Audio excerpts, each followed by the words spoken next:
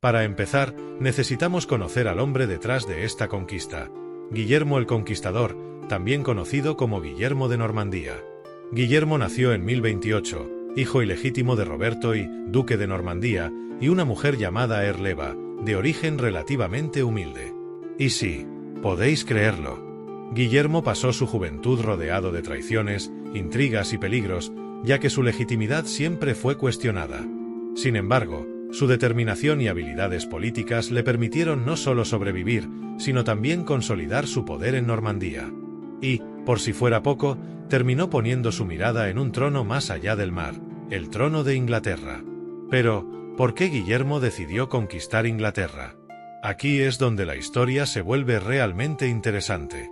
En 1064, el rey Eduardo el Confesor, que no tenía hijos, habría prometido a Guillermo que sería su sucesor. Sin embargo, a la muerte de Eduardo en enero de 1066, el trono fue reclamado por otro poderoso noble inglés, Harold Godwinson, quien fue elegido como rey por la nobleza sajona. Esto no le sentó nada bien a Guillermo, quien sentía que el trono le pertenecía por derecho. Decidido a hacer valer su reclamo, comenzó a preparar una invasión que cambiaría el curso de la historia. Una curiosidad fascinante sobre la invasión es la astucia con la que Guillermo reunió su ejército. No solo dependió de sus propios recursos, sino que consiguió el apoyo de varios señores de Europa e incluso del Papa Alejandro II, quien le otorgó un estandarte papal, lo que le dio a su empresa un aire de cruzada divina. De hecho, el propio Guillermo estaba tan seguro de su victoria que prometió construir una abadía en el lugar donde venciera a Harold. Así que cuando Guillermo zarpó hacia Inglaterra en septiembre de 1066, no solo llevaba consigo un poderoso ejército normando, sino también un aura de legitimidad religiosa. Por otro lado, Harold Godwinson, ahora rey de Inglaterra, no solo tenía que preocuparse por la inminente invasión normanda.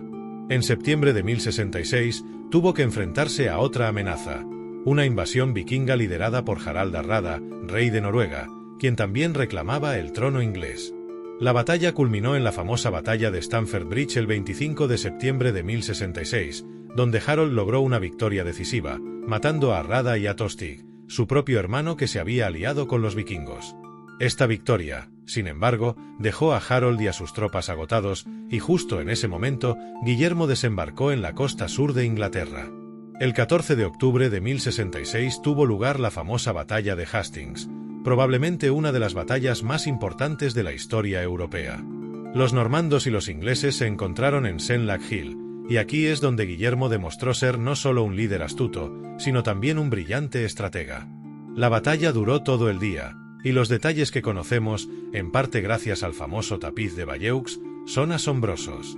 Este tapiz de casi 70 metros de largo no solo narra los eventos de la invasión normanda, sino que también es una fuente de curiosidades históricas. En él podemos ver representaciones detalladas de las armas, armaduras y tácticas utilizadas en la batalla. Una de las tácticas más curiosas que Guillermo utilizó fue fingir retiradas. Varias veces durante la batalla, hizo que sus tropas normandas fingieran huir, solo para dar la vuelta y atacar a los sajones cuando rompían filas y los perseguían. Esta táctica resultó devastadora para el ejército inglés. Pero el golpe final llegó cuando Harold Godwinson fue abatido, supuestamente alcanzado en el ojo por una flecha, aunque algunos historiadores sugieren que pudo haber sido asesinado por un golpe de espada. Sea como sea, la muerte de Harold marcó el fin de la resistencia sajona y selló la victoria de Guillermo. Tras la victoria en Hastings, Guillermo no se convirtió inmediatamente en rey. Tuvo que marchar hacia Londres y someter a las regiones circundantes para asegurarse de que no hubiera más oposición. Finalmente, fue coronado rey de Inglaterra en la abadía de Westminster el día de Navidad de 1066. Curiosamente, durante la ceremonia de coronación, un malentendido llevó a un tumulto cuando las tropas normandas fuera de la abadía, al oír los vítores, pensaron que había un levantamiento y comenzaron a incendiar casas cercanas. Este caos inicial fue un presagio de las tensiones que marcarían el reinado de Guillermo en Inglaterra. Ahora, hablemos del impacto que tuvo la conquista normanda. Uno de los cambios más significativos fue la introducción del feudalismo en Inglaterra, un sistema que reorganizó completamente la estructura social y económica del país. Los nobles anglosajones fueron despojados de sus tierras, que fueron otorgadas a los seguidores normandos de Guillermo. Esto no solo consolidó el poder de Guillermo, sino que también cambió radicalmente la composición de la nobleza inglesa. Además, la conquista trajo consigo una mezcla de culturas. Los normandos, que eran originalmente vikingos asentados en el norte de Francia, trajeron consigo la lengua normanda, que influyó profundamente en el desarrollo del idioma inglés.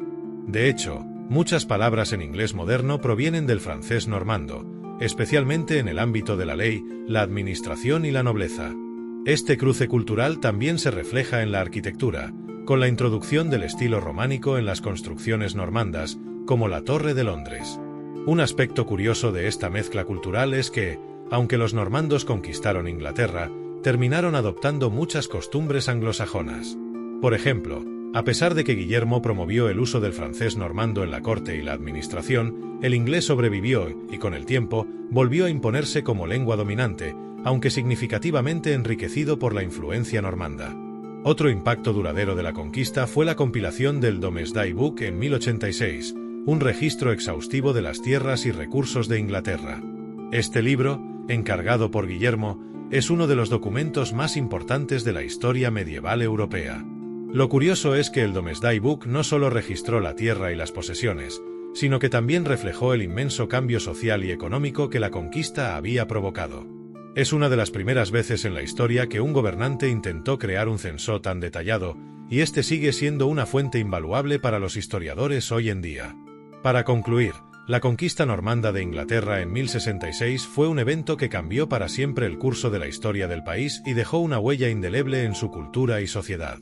Guillermo el Conquistador no solo aseguró su lugar en la historia como uno de los grandes líderes militares de su tiempo, sino que también sentó las bases de lo que se convertiría en la Inglaterra moderna. Aún hoy, el impacto de los normandos se siente en la lengua, las leyes y las costumbres británicas. ¿Qué os parece la conquista normanda? ¿Pensáis que fue un cambio positivo para Inglaterra o creéis que trajo más problemas que beneficios?